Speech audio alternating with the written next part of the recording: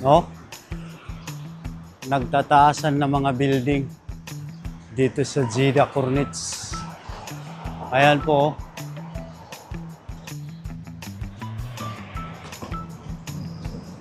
Wow!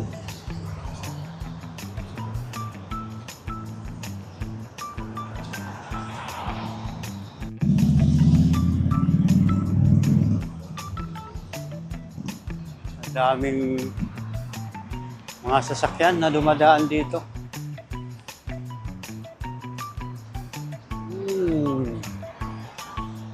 Amazing!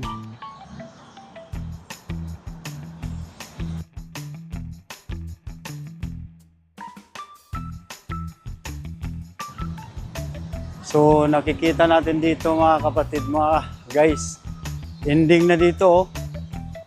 At na-reach natin yung katapusan kung saan dito lang tayo pwedeng maglakad, no?